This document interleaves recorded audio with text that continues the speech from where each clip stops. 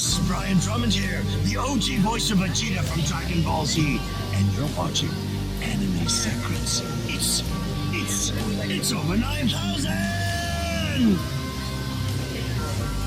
Toku Secrets is a podcast run by the Anime Secrets website. Check us out at animesecrets.org for more anime, video game, tokusatsu content. Remember to follow us on Spotify, Apple Podcasts, YouTube, or wherever you listen to podcasts today.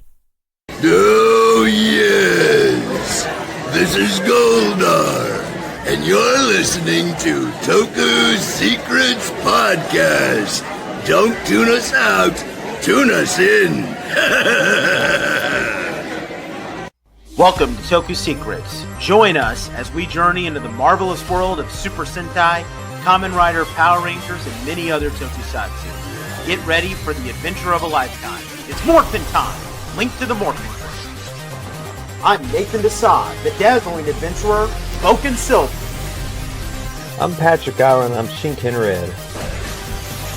And I'm Rizwan Merchant, Gokai Red. And I'm Anthony Davis, also known as Kiryu Green. And we're Toku Secrets.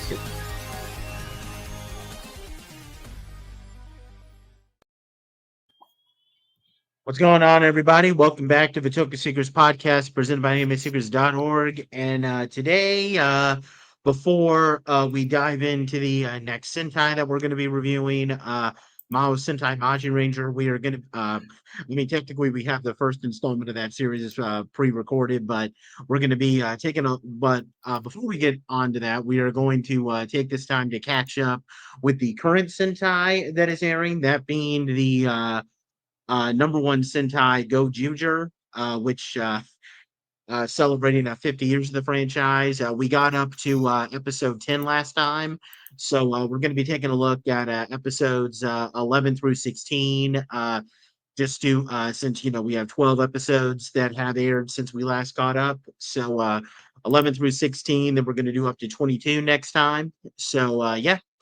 We're going to have some stuff to talk about here. So let's just dive in real quick with a brief recap of some of the things that happened when we last visited the GoZyugers. The Hoeru defeated Tokusatsu in a fight, and that's how we got the Don Momotaro ring, the Don Brothers ring. The GoZyugers encountered another ring bearer named Osai Megaru.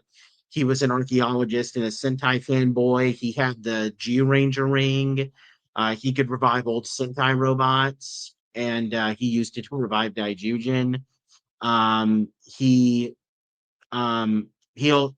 got captured by the Noans before he was freed, and ultimately he gave up. And ultimately, his ring was taken by the Noans, and Hoeru was revealed. We got a little bit of his backstory where he wandered into the Noan world as a child, and he lost everyone dear to him, and he supposedly lost his older brother, but then his older brother got reunited with him. His older brother has taken on the name Kuon, and he's developed a new AI company to make people's wishes come true, but he's also revealed to have since become the ring hunter called Gaoranger, a personal servant of the Buridon, and he's collecting rings to provide to Taekajun, and basically it's a brother versus brother rivalry.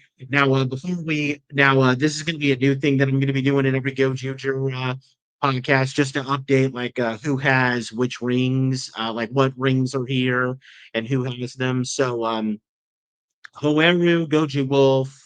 And I'm not going to count their own individual GoZyuger rings and their Take a Sword rings, because that just corresponds to them. So, not counting that, Hoeru has Knee Ninja, Dawn Brothers, Jetman, Time Ranger, and Bokender's rings. Rikuo has no rings, although that's going to change in this episode. Ryugi has O Ranger and Night Ranger. Kinjiro has Kyoryuger. Sumino has Ryu Soldier, and coming in the lead, we see Chiwon, the bad guy. He has Jaka, Dinjimon, Ranger, Geki Ranger, Gosager, and Boom Boomger. So, yeah. Discount Bosco is doing pretty good so far. Yeah, pretty much. So yeah, we're gonna jump in with episode 11, Unleash the Wild. The Beastmaster plays his flute. These next couple of episodes are going to be two-parters that are kind of like tribute episodes because I guess for a little bit this season decided to take the 2010s Common Rider approach. Um, some people are probably not going to get that joke, but if you watched a bunch of Common Rider seasons like O's, Forza, Drive, and so on and so forth, you know what I'm talking I about. have. I Yeah, understand the reference. definitely. Yeah. So the GoZyugers encounter an animal tamer. He's obsessed with avenging his with a dead fiance. Now, when the episode begins, this is actually how Rikuo gets his first two rings. There's these two people who we don't know their names. They want to get revenge on him for stealing their girlfriends. And they have the Sun Vulcan and Geoder rings. Rikuo beats them and gets those rings. The GoZyugers also get matching boxes. They're going to start using these things to store their individual rings. Now, they encounter a wandering flute-playing cowboy, and he's an animal tamer. His name is Gaia Todoroki. He's searching for a beast that killed his fiancee Luna. Now, here's a fun fact about Gaia Todoroki. He is played by Yuichi Nakamura. He was Kyosuke Kiriya, Kamen Rider Kyoki. He was a support writer in Kamen Rider Hibiki, I guess. I've never watched. I haven't seen Hibiki yet, so I don't know what the whole thing with that was. But Yeah, me neither. a bigger role was that he played a Yuto Sakurai, Kamen Rider Zeronos, the secondary writer of Kamen Rider Den-O. Now, I haven't seen Den-O, but I do know that Zeronos appears very frequently in media, so he's like one of the big characters in that show. Mhm. His actor apparently grew up watching Gaoranger in middle school, and he apparently sought the approval of the guy who played Gao Red. The guy gave him his approval. And also, one other fun fact here is that the melody played by Gaia on his flute is a direct reference to Gaoranger. This melody was originally composed for Gaoranger. The song is called Hibiki no Shirabe, and it was frequently played by Gao Silver on his flute.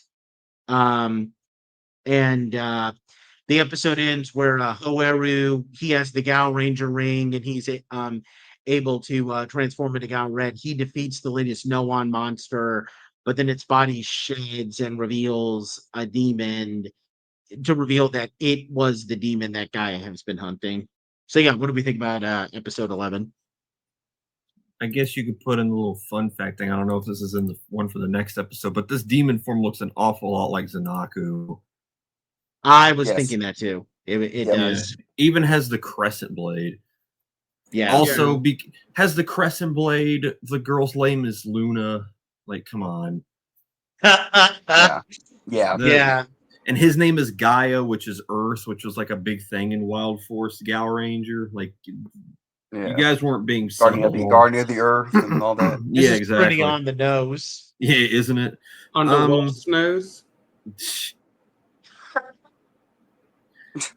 Okay. But one other like fun fact, and I don't think that's the same thing that you called out earlier, Nate, but there's like that little hum that I hear in Wild Force a lot, right before they do their morphing sequence. Oh. Dun dun dun dun or whatever. Yeah, it's like I don't want to say a screechy noise because it's not really like it's not like a horrible screech or anything, but I know what you're talking about. They had that play right before Todoroki.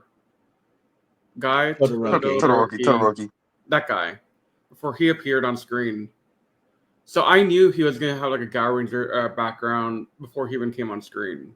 Yeah, I think they used that in Wild Force 2 whenever they summon the Wild Zords when they put the crystals into the crystal sabers. Yeah, they use it very frequently. I actually like that noise a lot. If I can get a ringtone for that, I would. But I don't know. Yeah, that sounds badass. I felt that this episode was a little unfocused because we think that we're finally going to get some focus for Rikuo because of how it begins. and with him battling those two ring holders, but then Hoeru kind of ends up stealing the focus because he gets really angry because he's the person that Gaia mainly takes control of, and then it kind of turns into a Hoeru versus Gaia thing, and Hoeru is the one that ultimately defeats the monster. And I know that they're going to give Rikuo a little bit more focus in the next episode, but okay, that's going to end up having some problems, and I'll talk about that when we get to there. But yeah, this one just seemed to be kind of a little all over the place. They're eventually going to give it to Rikuo, but it didn't feel like it focused on Rikuo. It didn't. I mean, and that's. I feel like I'm going to be a broken record tonight, but that's the problem I'm having with all the ring bearers is they're not really helping the story. They come in, they do like their arc, and then they're gone. But when they come in, they're taking focus from the main cast. And the other thing is, had they gotten like Gao Red or any Gaoranger really, and built like a story update, like, hey, here's where he is 25 years later or whatever, it would have been better to have that than have this rando guy who played some Kamen Rider character come in and play some rando character that nobody cares about. And I'm going to be saying this a lot in the next two podcasts, FYI. Yeah, that's fair. But I think the story is fun. Like it's not a bad story to have Gaia Todoroki just kind of, there doing this entire thing, but he's doing it at the detriment of building a character that, could have been great or could have been better than he is right now at the very least. And I don't know what you guys hear online, but from what I hear, Rikuo is a fan favorite for the community. I really don't see why that's the case. Well, I don't either, but I just stay quiet and nod my head. Do you think it's because he has, the appeal, the look? Is that what it is? Or you just think that, well... I think people are just getting good vibes off of him, because they're trying to make him out to be like this suave, cool idol type of guy, which, I mean, okay, fair enough, but they're not doing much with it. That's why I don't know. Sometimes I feel like vibes are enough for characters to get a bit more liked than they probably should. Like a perfect example is Yuri from Time Ranger. Like everybody says that like she's one of the greatest pink Sentai Rangers of all time. And while I may not dislike her as much as Riz does, I do think she was probably the weakest link of that. And I think the reason why people like her is because she does give off like the badass vibes from just being cold and serious all the time. But when you dig deep there, it's ultimately a style over substance type of thing. And it's the same thing with Rikuo. I mean, what? I have a pretty good response to that. I have a response to that, Nate. Yeah, go ahead. Yuri. I mean, it's all right. Like, I mean, you literally described why people like RPM. So yeah, exactly. Yeah. Sometimes style of it. Yeah, sometimes it's all that's about all the style. it takes. Yeah. Sometimes that's all it takes for people. I mean, I don't hate that because if the style is good enough, it can make something enjoyable. Yeah. But in the case of Rikuo, I don't think that there's enough style there. I'm a little bit more intrigued. I mean, as we go along, he's going to get a little bit more interesting. But as it stands at this episode... No, he's got nothing going for him so far. I mean, yeah. and I mean, that's okay, just to recap my feelings at this point, because my feelings do change drastically for certain characters later on. But at this stage, as a refresher to everyone, Black was the best character. Red was all right. Like, he had some good movement. The other three are just kind of there. Had nothing going on for them. So...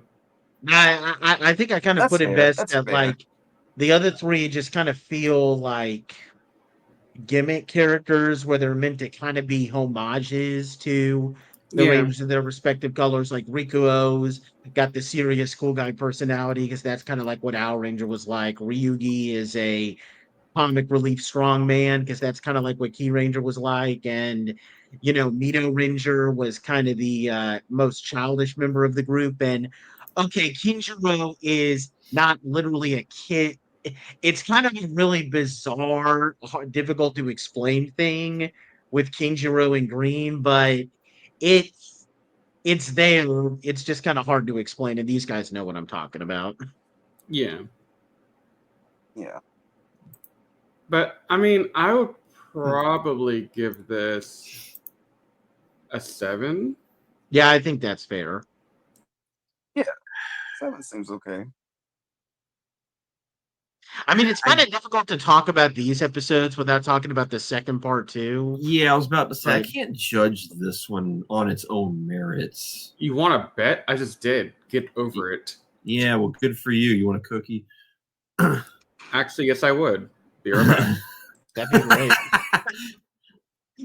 I mean, I guess as it sets up the next. This is the next episode. I'm gonna just jump ahead to. I love the next episode, and this episode sets it up pretty well. Yeah. So I guess a 7 is pretty fair. Yeah, I agree with Okay. that. Cool. Now we can move on to that episode, which is the second part of this encounter, where so in the ensuing fight, Guy is battling the Noan demon. It's revealed that Luna's within his body. We find out that she died when she was absorbed into the monster.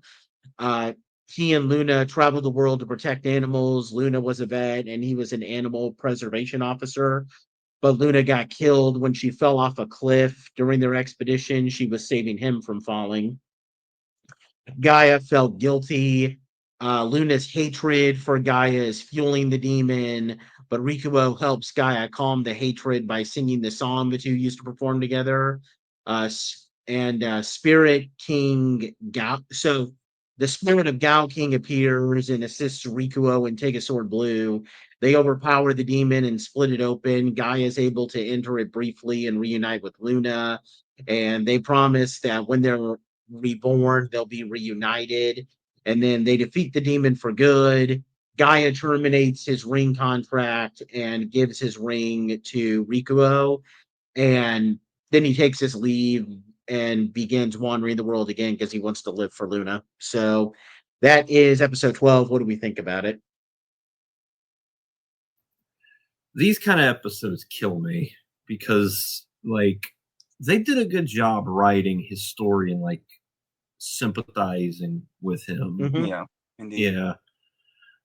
And, like, man, I don't know about you guys, but this is one of the things that I think GoZyuger does pretty dang well is bringing back old mechs. Because I got hyped when Gao King showed up. Yeah. Yeah, It was pretty good. kind of cool. I'm not a fan of either show, but those mechs are awesome. Yeah, we're gonna get another instance of that later, but I think Gao King showing up and being a part of this was pretty sweet. And the way the episode ends on like a somber but hopeful note, like, no, this is the kind of episode that gets to me. Yeah, I would say that my only real complaint is that for the GoZyugers themselves, like, this is obviously meant to be a Rikuo episode, but am I the only one who thinks that, like, it would have been possible to, like, switch Rikuo with any of the other GoZyugers and it wouldn't have made much of a Yes.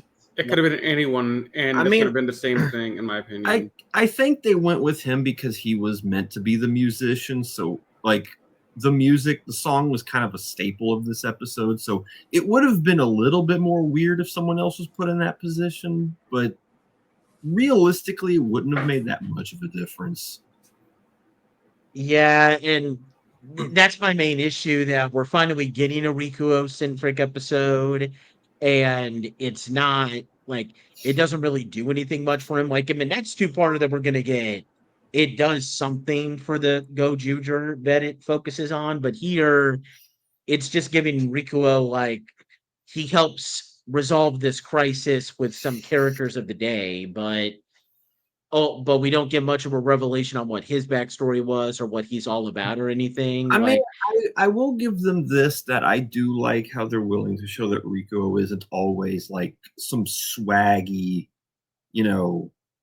glamorous idol, when he has like moments of seriousness, and that is something we see more of him in the next batch of episodes, especially where he is willing to be serious. So these characters do have layers. It's just that they're not really doing enough with it.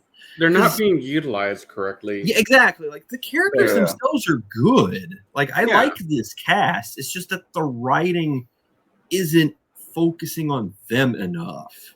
And that's my rant from the last recap was do more with these guys and less with the supporting cast. Yeah, because I mean, King Hoeru and Boom Boomger, that's one of the things that made those 2 seasons stand out. You've got characters on those levels. Just write them and give them arcs in that same fashion. And I mean, again, like if you want to have a connection to Gaoranger or to whatever Sentai we're talking about, either make it a subtle story update to the season, or bring back somebody.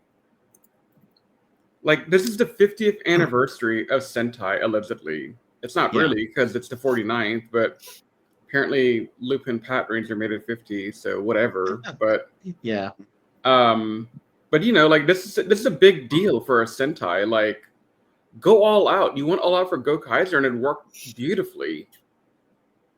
And I mean, this is starting to give me Decade vibes in certain ways. Yeah, I don't think it's as bad as a Decade, because there are some characters that I like here, but it is kind of one of those things where I'm kind of wondering, like,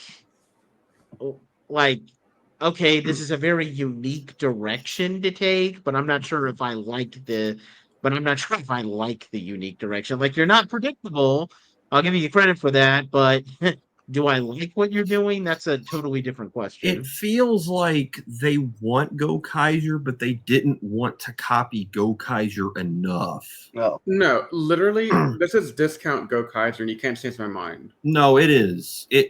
They're trying to use GoKaiser's gimmick without actually going all in on copying GoKaiser's gimmick, and I think that puts them in a lose-lose situation, because if they went all in with the GoKaiser gimmick, having previous actors return to reprise their roles, then people would just be complaining about it being a second GoKaiser. So this setup was never going to be. No, but I mean, look at how.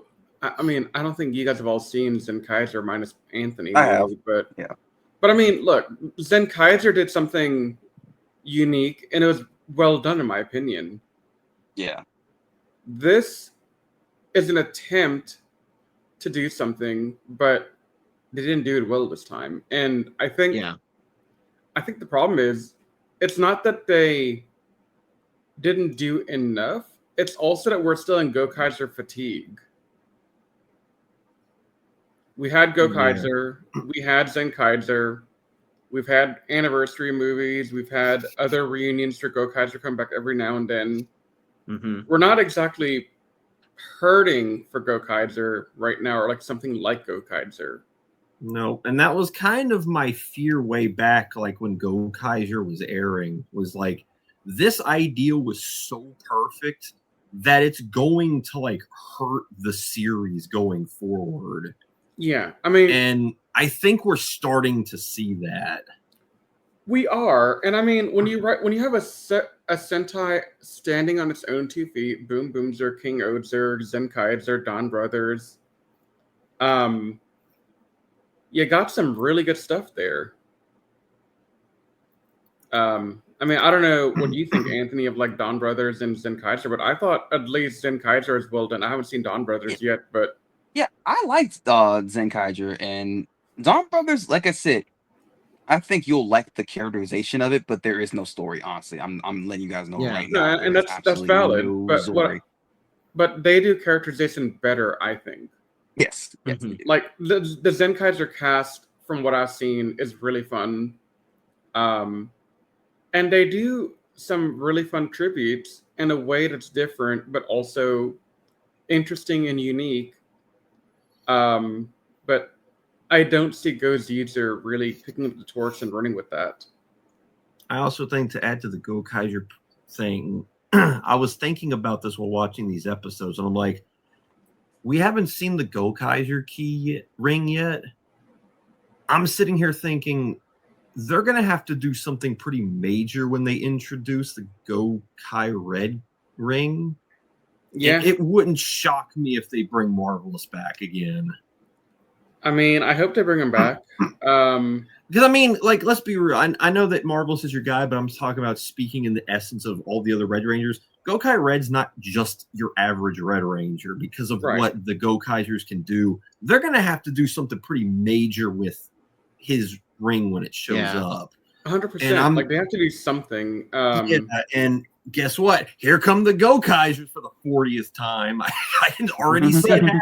But you know, I would be okay if all 5 of them come back. Sorry, Guy, you can't come back anymore. Have fun. We'll bring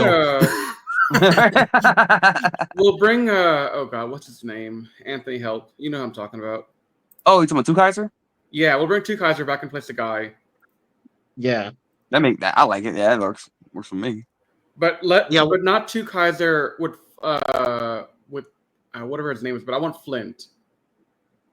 Oh yeah, definitely. The actress who played Mew's friend in the last season. Yeah, her. Who, by the way, I still will never forgive them for not allowing her to transform into Moon Pink.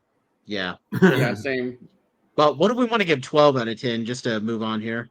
I'm not going to go to 12 out of 10. That's for sure. I'm going to go with an 8. Yeah, I think 8 is fair. I'll go with an 8 or a 9. I went with a 9. Okay, cool. All right, let's move on to episode 13, Housekeeper Run, Ryugi's Manners. This is the first. Pretty much the exact same as the previous 2 episodes. That's a 2-part episode. In this case, we're getting a tribute to Exo Sentai, which, by the way, we're going to be reviewing very soon, just so everybody is aware. This is all about Ryugi's old family maid arriving in town. She wants to bring her young master home.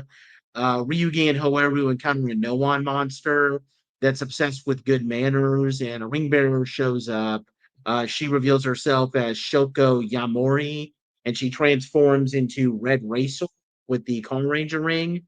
Shoko is played by Rima Matsuda. She had a recurring role on Ultraman Z. And when she transforms, she does a pose as Red Racer that is made to look exactly like the original pose, where it pans to the right from the side, and when she makes the final pose, you see the sun over her.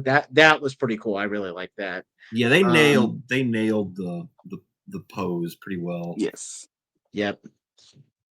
Shoko reveals that Ryugi was born to a family of successful surgeons. She was part of a family that's loyally served them. She wants to return Ryugi home, but he refuses. They defeat the Noan monster, and then Shoko insists she's going to take him home no matter what. She transforms into this red-cloaked and spiked club-wielding version of Red Racer called Boso Red Racer. And not only that, but Sumino obtains the Gigaman ring in this episode while she's battling Mr. and Mrs. Knife Cake, and she steals it from them. And one other thing, the old man in this episode, he is portrayed by Akira Sakamoto. This actor previously portrayed Sandayu Momochi. He was the mentor character in Gaoranger. Yeah, the guy who just randomly showed up and gave them advice every so often. Yeah, that's him. Yeah, holy cow! I never noticed that. I thought the actor died. No, that was the narrator that died. Okay. I knew one of them died. It was the narrator. Wow, that's cool. That's cool. They brought him back for a cameo like that? I didn't recognize him. Well, it's not really a cameo. Well, I mean, the actor coming back, I call that as a cameo. But they could have had him come back as the mentor character and give some real advice from the Gaoranger team. I mean, if it was the Gaoranger ring episode, maybe, they could have done that. Yeah. Like, okay, I'll be honest with you. The fact that it was the Red Racer ring has nothing to do with the episode, really. I'm actually going to be honest. I think that this one is a little bit better as far than the Gaoranger one, just because the whole thing with like having a monster that's obsessed with good manners and the ring, and in this case, Shoko being like obsessed with like proper safety measures and all that. Oh, it's a very Gaoranger thing. I agree. Yeah. Oh, it's a very Gaoranger thing. No, I know it's a very Gaoranger thing, but what I'm saying is, you could have made this a Gaoranger thing by having it be a Gaoranger tribute, and then had the mentor do something Gaoranger related. Okay. Yeah. All right. I'd like to see that whenever the Ninja Red Key does show up, the ring or whatever the crap. Yeah. I did like this episode, actually. I mean, it has a pretty fun visual gag at the beginning when they're like, Hoeru, run, and he was like, it pans down to him. He's like, why? Who is it? And the camera pans back up, and Ryugi's like hauling ass in the other direction. That was pretty funny. Yeah, that was a great visual gag. But we finally get something for this guy at least. Like unlike the last one where Ryuko is like, he was like the spotlight character, but he didn't get any like backstory development. We finally got something for this guy. He was in a family of doctors who. Yeah, we'll get more on him when we get into the next episode. But just from a standpoint, like when I saw this and I saw that this was a maid of Ryugi's and we got like some basics of his backstory, I thought, okay, maybe the next episode is going to give us a little bit more depth, which it will. Spoiler alert for the people listening. So yeah, this is one that definitely kind of grabbed me a little bit more than the Gaoranger one, and not just for that, but also because. I mean, as someone who enjoys Gaoranger for just how bizarrely funny it was, I felt that this episode really captured the tone of that really well. Yeah, and this episode kind of brings up something I wanted to bring a point of, is I love how there's no ones who are the number one at things, and you would think that it'd be like the number one at like certain fighting styles or whatever. It's the most randomly specific crap you can think of. Like, I'm the number one at manners, and like, who came up with this? It's absurd, but it makes each episode really entertaining. Like just ignore the fact that we think that the writing of the season is a little bit suspect at places. This show knows how to be entertaining in a stupid way sometimes, and I appreciate that, because not every episode is the same, because no one number one is making them do something really specific at an intense level.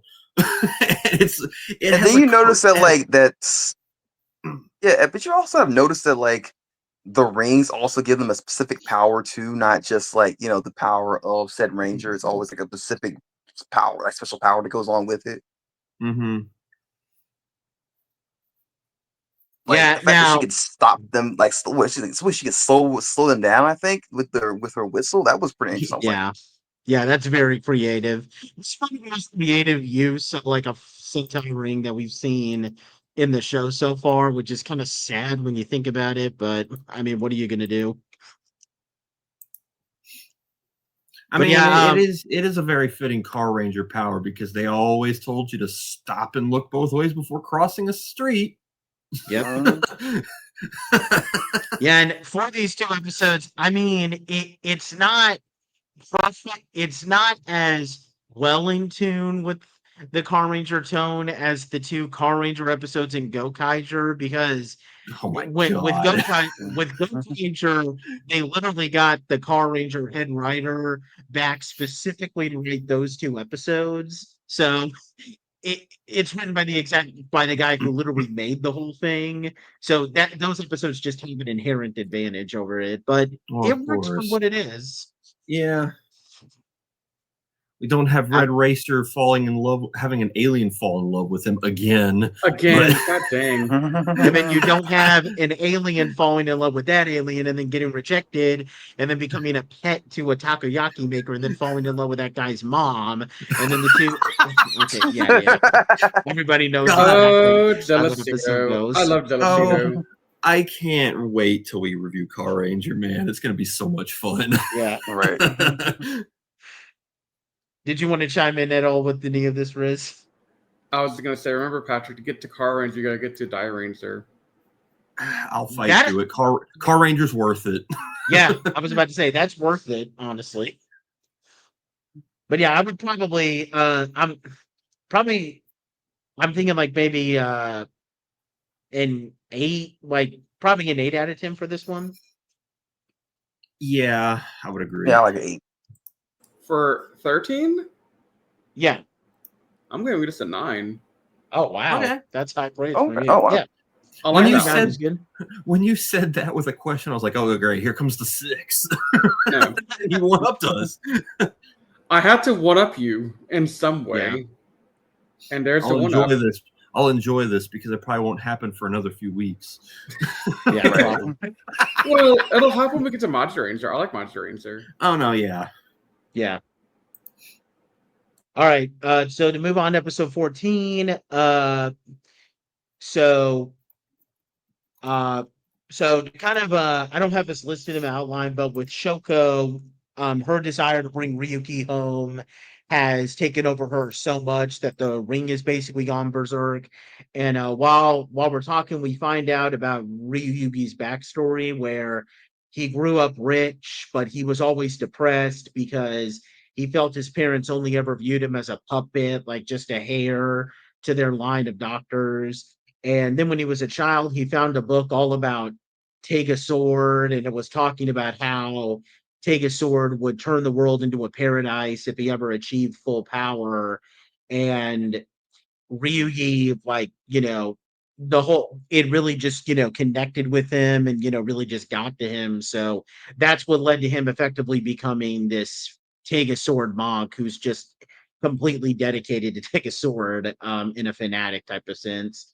And ultimately, Ryugi is able to free Shoko from her ring. They defeat Mr. and Mrs. Knife Cake, and Shoko gives him her ring to, and the two go their separate ways. She promises she'll tell Ryugi's father to have more faith in him. And one other note is that we also find out in this episode that Kuon has the Life Man and Hurricaneer rings. Yeah, what do we think about 14? I mean, it was nice to get his backstory.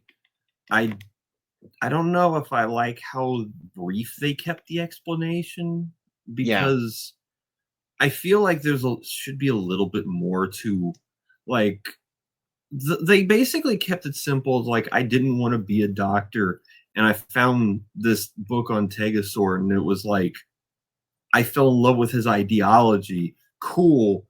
Why did you fall in love with his ideology? Like, you kind of skimmed over that part a little bit. You know what I interpreted it as when I first watched that episode and got to that part? I interpreted it as maybe Ryugi was just miserable because he felt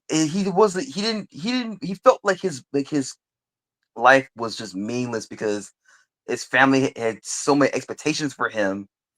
And I think him having another thing to like latch onto kind of in a way saved him, because I think honestly, if he didn't have the second sword thing in his life, he would have been just miserable. Like, he probably wouldn't have no drive to do anything. Honestly. I mean, He did mention that Tegasword's whole thing was about making a world of like peace and happiness or something.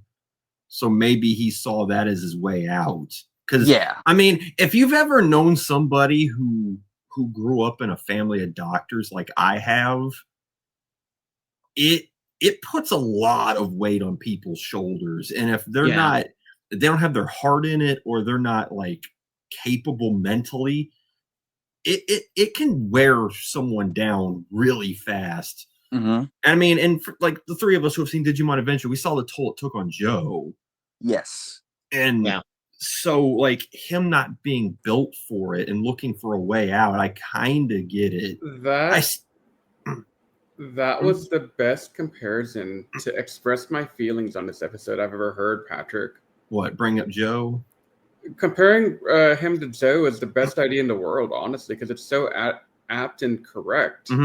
Like, because I sat there like thinking like, okay, the reason I gave 13 a 9 is because 14 is also a 9. Yeah. Like, this is a great two-parter. And now that you've mentioned Joe, I'm like, I can't unsee the comparison. Yeah. I'm kind of mad that I was the one to come up with it first. Because that's so correct that, you know, Joe went through so much hell and stress. And Anthony, you're also right. Like, he was depressed and not really feeling himself because he didn't want to become a doctor or a surgeon or whatever. And that's why he's so freaking obsessed with the Tegasword and this like clergy thing, and you know, later on doing a festival and all this other crap, because he's so, it's an escape for him. It's his way out of a world where he doesn't feel like he belongs, and he built his own world where he can belong. And so that's why I think Ryugi's stocks have gone up for me quite a bit. Yeah, I mean, I already liked him before this because I loved how over the top he was, but now that I understand why he's so over the top. No, I hated him before, I'll be honest with you. I don't blame you. No, he is very kind of annoying. I'm not gonna lie. To each their own. I found him entertaining in a stupid way, but it makes sense now, and I like it. Of the bottom three that I mentioned earlier, my least favorite was green. Might still be green. I don't know. I'll talk about it later. Yellow was right behind, and then blue. No, he's ahead of blue. But now he's way ahead of blue and green, and giving red a run for his money. Yeah. I mean, at this point in the stage, like if we're just looking at 14 episodes, he's giving Wolf Boy a run for his money. Block is untouchable. So he has Queen for life. Oh yeah, definitely. Yeah, but I would definitely agree with Riz that this is a 9. You know, it gave. I really like the backstory that they gave for Ryugi, and also, I mean, that whole like the rampage that Shoko's going on, where she's demanding people get into traffic, like obey traffic safety laws, and then we get that chase with her on the bike, which was kind of similar to this one episode of Gaoranger where Blue Racer gets stuck on a bike, which that was directly adapted into a Turbo episode. I just felt like this episode is able to handle some serious moments while also still remaining true to the bizarre and just kind of like WTF type of nature to Gaoranger in a good way. Yeah. So yeah, it's definitely a 9. Yeah, I agree. Yeah, with a that. 9 as well. Okay, we can move on to episode 15, Stop the June Bride. This is the full debut of Queen Tegajune, and it's a setup for the 6th Ranger introduction, where so Kuon brings Queen Tegajune 11 more rings, and she decides it's finally time to begin the ceremony for her dream to come true. Fire Candle, Bouquet, and Mr. and Mrs. Knife Cake, they get they're sent to find 3 treasures for her. Candlestick, a box of very sweet strawberries, and a bouquet of flowers. Just go with it. While Kuon offers to be her pilot, the treasures get obtained. Kuon begins a ceremony in which Tegajune reveals herself in her full bodily form. It's a mech form that looks kind of similar to Tegasword. and Hoeru summons Take a Sword to fight, and that's when Tegajun reveals that the ceremony is going to be for her to marry Take a Sword. That will be the end of the world. And Tegajun overpowers Take a Sword. She forces Hoeru to eject. She blows the other GoZyugers away. And then she kisses her groom, and from that kiss, the Prince of Destruction is born. Again, just go with it. I know this sounds really crazy. A mech-like figure appears in the sky in a bubble, and this episode ends with the world exploding, and and they say the world ends. That's the end of it. What do we think about this one? I'm watching this. I'm like, we're a little too early for the finale. Yeah, Yeah. this felt like the first episode of the finale arc thing. I'm like, it's episode 15. I remember Anthony bringing this episode up to me when we were in a call with Frankie a few weeks ago, saying that I wasn't ready for this and that it was kind of like an intense episode. And I was sitting here watching this. I'm like, what is going on? I think on its own, this episode is pretty good because it upped the stakes. But my issue with this episode won't come until like 2 or 3 episodes later. Okay. So, No, my issue with this episode comes in episode 16.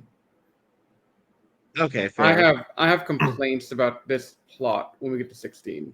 yeah, it might be the same thing as me, but I didn't realize it until like episode like 17 or something. Let's see what I come up with and what you Yeah. I'm gonna say for this episode, like, it was all right. Like, I wasn't super invested in this, and then at the end I'm like, oh, this is a bigger deal than I thought it was. Yeah. Like, it didn't that ending the world thing, it didn't feel earned. It felt too quick. It was like there's no build up. It was just kind of there. I feel like they needed to do more scenes of Tegajun, like, personally, like, saying some stuff to imply that, like, she's after Tega's sword. Because this is probably the first time I even remember her mentioning Tega's sword at all. So it just feels really abrupt that, like, oh, all of a sudden you're trying to marry him so that you can have this kid that's, like, going to destroy the world and everything. Like, this needed to be built. This needed to be built up big time, and they didn't do it. It needed maybe 2 episodes before this. Like, make this a 3-part arc. Yeah, and do the writing better. Yeah, because I don't hate the concept. It's just that they went from dumping Tegajun's entire plan, backstory, origin, plan, execution, and results all in one episode. I'm like, come on. Yeah.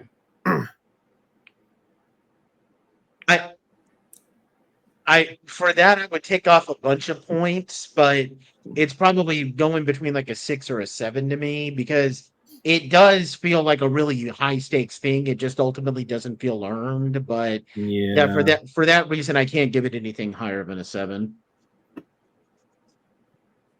Yeah. I'm gonna go with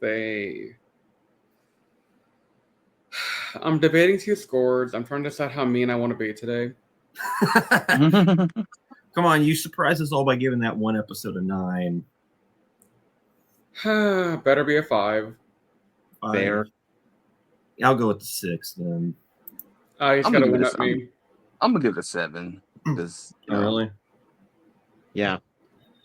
No, because for me, like, it was funny, seeing the queen and them doing their kiss and the entire wedding thing was kind of funny, but I was also like, I don't really care about the queen.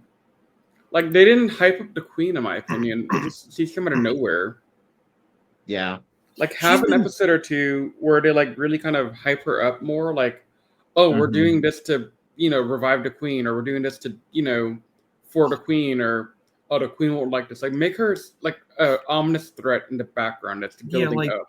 The stupid thing is that she's been there for a while. It's just that she's kind of just been like a part of the background. Yeah, she's Yeah, on I that was about to wall, say so, like, she's like a slide up and down. background.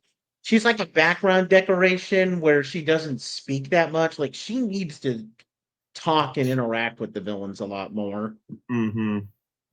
Like the way that she's set up as being like this big head that's like part of the ship, it reminds me of the Queen of the Zone Empire and Five Man, but no, because the Queen of the Zone Empire actually talks and actually does say some stuff to come off as somewhat intimidating. So she's not even on that Queen's level. And damn it, GoZyuger, you're making me say good things about the five-man villains. How dare you? Because I hate Oof. those villains. I will never forgive you for that.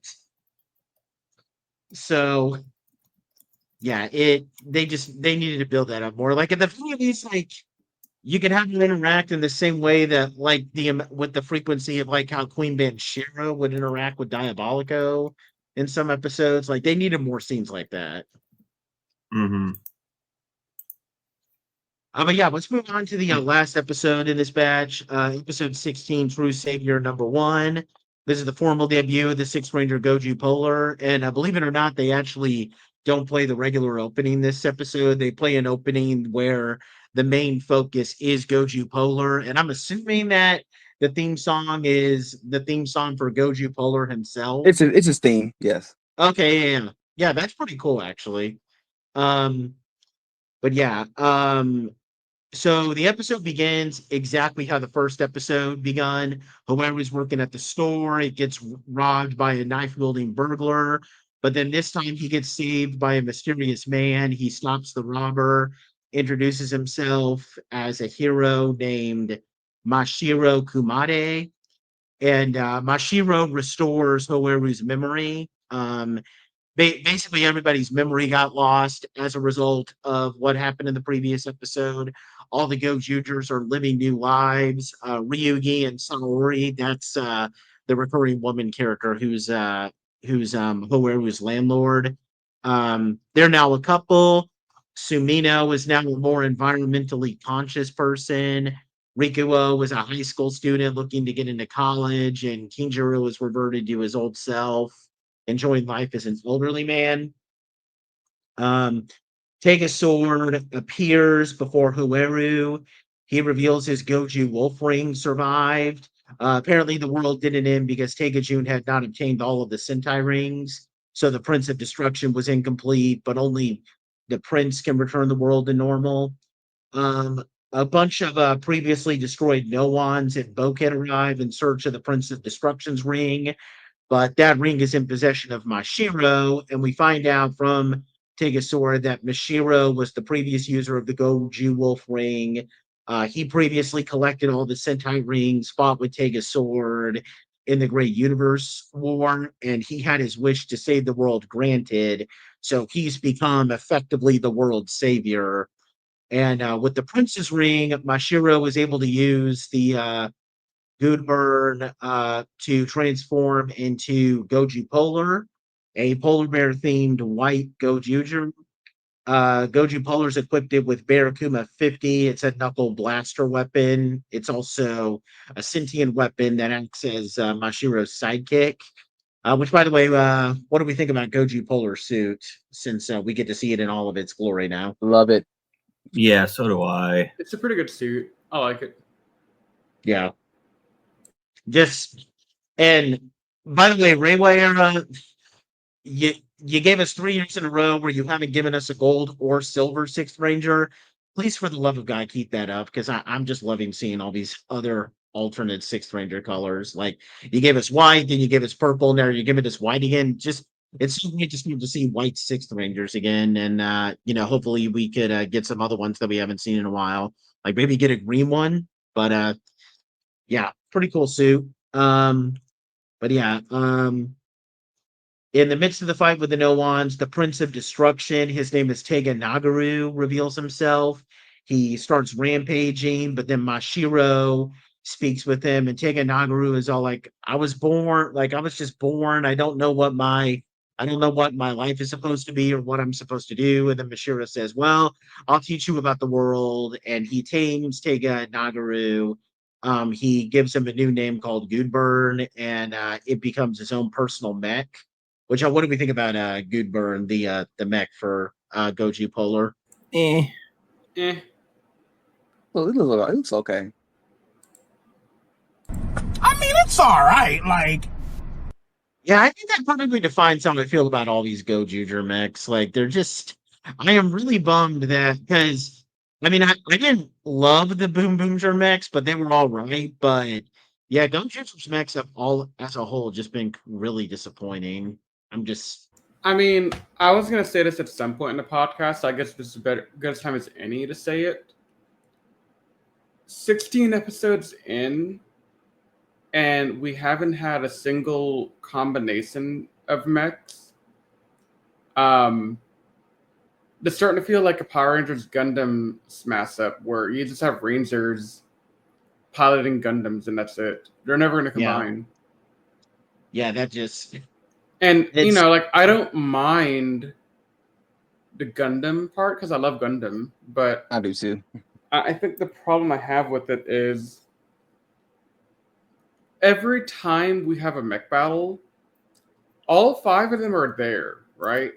But only one of them takes their mech out for a fight. And the others are just kind of there chilling, waiting. Yeah. And I'm like, if you had all 5 of y'all, you could surround the enemy and just own him real quick and be done with it. But you're letting one do it all. I'm like, why are you doing this? It's just... Yeah, I'm the GoZyuger mechs just really kind of bum me. I don't think I've ever seen them, but well, no, the Sentai that we're about to review does have a couple of disappointing mechs, but we'll get to that when we get to it. But yeah, these are probably some of the most disappointing. Like, I don't hate how they look. I just don't like the aesthetic of how they're utilized. Exactly. Yeah. Like, I think they look really sick, but okay, so I was thinking about it a lot today, actually, when I was binging these episodes. They remind me of whatever you call the Shogun individual Zords in Kakure. Oh, the Kakure Shogun, yeah. Yeah. Like, the individual Zords, that's what they remind me of that. And I'm like, y'all could easily just copy and paste the Shogun Megazord and do something like that, but y'all aren't. I agree with you on that. But yeah, to continue this, when Tega Nagaru tamed, the world returns to normal. The other GoZyugers arrive and they help Hoeru fight off the No-Ons while Mashiro fights off Fire Candle. And the episode ends where the GoZyugers basically have a bit of a face-off with Mashiro, and Mashiro takes away Hoeru's knee ninja ring, and he basically reveals that he has a new wish now. What is that wish? He wants to become a god even more powerful than Tegasword. So yeah, what do we think about this episode? All right, hang on. Yeah, you go first. Use your aggressive feelings, boy. Oh Let no. the hate flow through you. This episode is stupid. Really? Yeah. I did not expect that from you at all. I thought you'd been like, oh yeah, finally we got a new Sixth Ranger and like he's doing stuff. No. And he's... I like the Sixth Ranger a lot. I think he's really awesome. I like his story. I like his motivation we see later on throughout the season. But this episode was stupid because they didn't build up this, oh no, we're going to destroy the world and it's all going to end. And the second episode 16 begins, there's no indication of, hey, we're in a different world. It just seems like a normal everyday for everyone. But the 5 just lost their memory. But no one else has really been affected. You know, like, cool. Like, nothing's really happened. And then they've resolved everything within half an episode. Like, hey, these two that are, like, dating, now they're no longer dating because they have their memories back. Suminu, like, they all have their memories back. There's no drama. This could have been dragged out for, like, 4 episodes where they have to go through and be like, okay, let me get Ryugi and Sarah to believe me, or let me get Rikuo to believe me. Well, Sarah doesn't matter, but you know that you get the idea. Like, let these guys like struggle. They don't struggle. I hate it. You know what the sad part about it is? I was so focused on GoZyu Polar, I didn't even notice that at all. No, and that's the thing. Everyone I've talked to is all like, "Oh, GoZyu Polar is amazing." I'm like, yeah, he's a great character, but what the hell are we doing? Why are we being so lazy with our writing that we're like, okay, so here's this really cool idea for a story, but we're gonna cram it into like 7 minutes of the episode. I think it was like actually 10 minutes, but who's counting really? Yeah, I kind of wish that you made this like, okay, what you should have done is you should have spent the first couple of episodes kind of establishing what Tega June was wanting to do, and she had this type of thing with Tega Sword. Then you make this whole thing a 4-part episode where you get the first episode where Tega June, where we figure out Tega June and her plan to to try and get Tega Sword. Then you have the next episode play out exactly how the previous episode played out. Then we need to get like 2 episodes where maybe even 3 episodes if honestly, and make it a 5-part, but we need to have multiple episodes where the world has been kind of put into this weird state where it's been kind of reset, and have that be the catalyst for the 6th Ranger. And then you could have a whole episode dedicated specifically to him trying to tame Tega Nagaru, because I mean, just the fact that you're having the 6th Ranger and his mech debut in the same episode, that's just, I don't like that at all. So, No, just from a meta standpoint. terrible. So, these two, like, you just gave us a 2-parter that feels like it should have been a 5-parter, and it's been really compressed, like Power Rangers Mystic Force style, down into like a 2-part episode, except. Well, no. There's no example. This needed to be way more. This needed to have way more episodes dedicated to this plot than we got. Hey, Nate, Mystic Force did it better. Yeah, I mean, okay, it depends on the episode that we're talking about, but in general, yeah. No, like legit. The other thing that annoyed me for the rest of my watch through from now until 22, because for those listening back home, I binged 11 to 22 in one day. So I was kind of annoyed for the rest of the episodes because we made this big hoo-ha about, hey, we reset the world or we destroyed the world. Next episode, the world's still fine. Like, if you're gonna reset the world, have something devastating happening. Like, open the next scene with some kind of World War II montage or something where the no ones have taken over the world and they've enslaved humanity, and only Hoeru has his memory for some stupid Red Ranger plot armor thing reason, and have him try and find the other 4 people who are living in this world and convince them to help him, and through the power of friendship and belief or whatever bullshit you want to put out here, they get their memories back and they go kick ass and save the world and put it all back to normal and continue on like normal. Yeah. Like, this was a horrible way to do a story. I just... And before I forget, I am going to give this a 2 out of 10. I don't care to GoZyu Polar debut in here. I don't care. I will give him his accolades later. He is a good character. I got one complaint about him that I'll talk about later, but overall, he's a great character, but he can't save what they did here. I can't give it a 2, though. That's way too low for me. Well, I'm also me. Go ahead. And that's the thing that matters. Like, this is a story thing that matters greatly. This is season-changing type of stuff. This isn't like hey, here's a couple of fillers in a row that Res1 can go raids about. No, this is not filler type stuff. This is core plot stuff. And they butchered it. Mm-hmm. Patrick, you've been quiet. Let it out. Well, because I mean, you pretty much hit the nose on everything. It's just that this had no impact outside of introducing Polar. Like I was watching this like this episode. He went to the Tegasword Tavern, and it was just the doors, but he walked inside. It was an alleyway, and then the next episode comes around, and it's exactly how it was before. Yeah.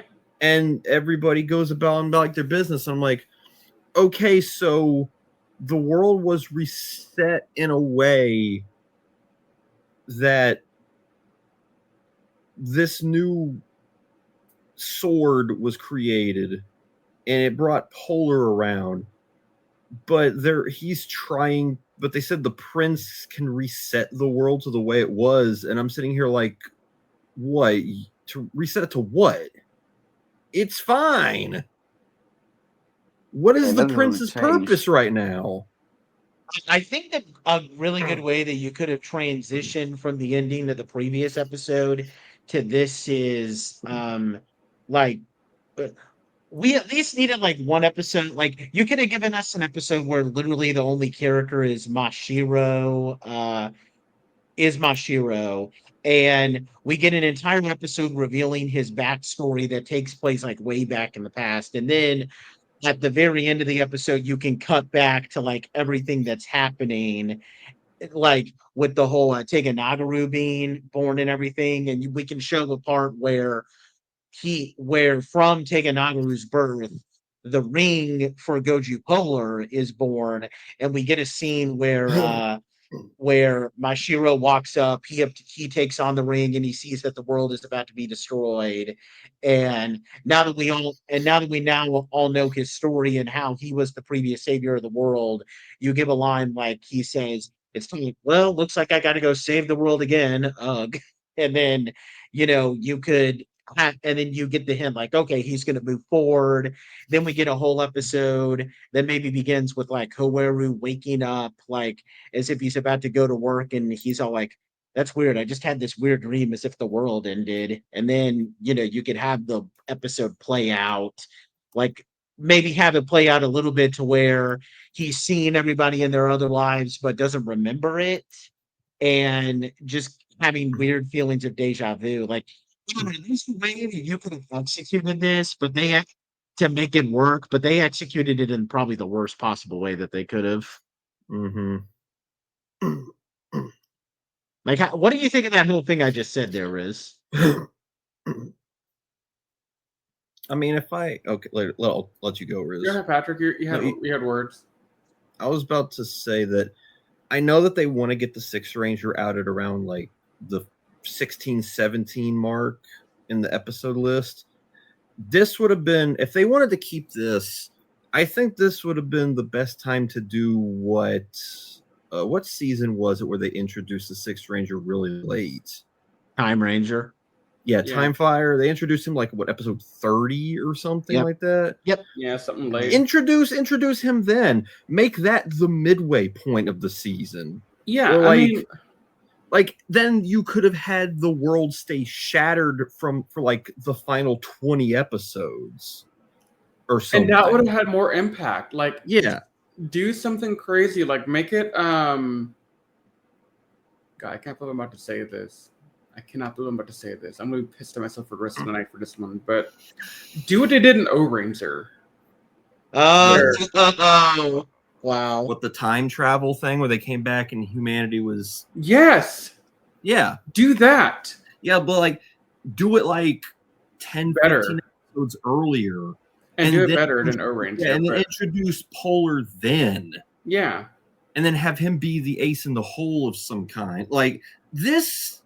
I think we all agree that this plot in its core form is not bad in the slightest. It's just 2 episodes to get through all of this? Are you kidding me?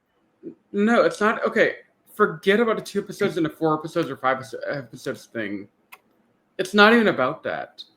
Because if the intent at the end of the 5th episode is to have everything go back to normal, hunky-dory, no one remembers anything and knows anything, that's not value added. Yeah. No, you have to have this be something where the world is completely destroyed and messed up, and that's just how you're going to live with it for the rest of the season. Yeah, take a risk. Mm-hmm. But the season's playing it too freaking safe. Yeah. Like, everything they do is too safe. Yeah. Yeah, that's why I suggested that they do it like 30-35 and then just make that the staple the rest of the show until the finale finally reverts it, when it would make sense to. But the problem is, I think at the core, this season has a couple of problems. The first problem is at least it's taken me personally to start liking other characters not named Black. Yeah. Like, I didn't like the other characters all that much. Like, okay, Red was all right. He was cool. I could vibe with him. Yellow annoyed me. Green, I just hate him. He's not a great character at all. He's boring. He has no real purpose, and he's just kind of there. And Blue's take it or leave it at this point. Like, he's just kind of there, you know? But, like, we're 16 episodes in, and that's my opinion on half the cast. Like, you got to do more character writing to have something impactful like what we're talking about here at episode 30. Because if they continue writing episodes like what they have had prior to 15 until episode 30, then nothing is going to matter. It's going to be like, okay, cool. So the world ended and these guys have got to figure it out now. But they're not matured enough to really have figured it out or to handle it.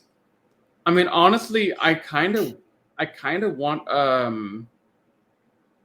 the guy who was piloting Daijujin to be a main character. Yeah.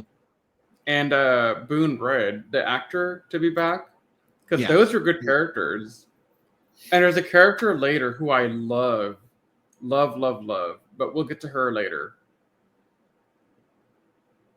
But yeah, just to go back to the ratings, I'm not going to be as mean as Riz, but I probably would still... I'm not going to go above a 5. I would probably say 4 for this one. You're so boring. I mean, I'll give it a 5 because of something Riz said earlier. GoZyu Polar is pretty sweet. Like, he does have a good like presence in this episode. And revealing him to be the original GoZyu Wolf, I think all of that was handled pretty well. It's just that everything around him in this episode was poor. Yeah. Anthony Patrick, what would your ratings be? I said 5. Give it a 7. I'm giving it a 7. 7? Okay. Or, yeah. You're being too nice, Anthony. I mean, in the eye of the beholder. If he liked it that much, let him have it.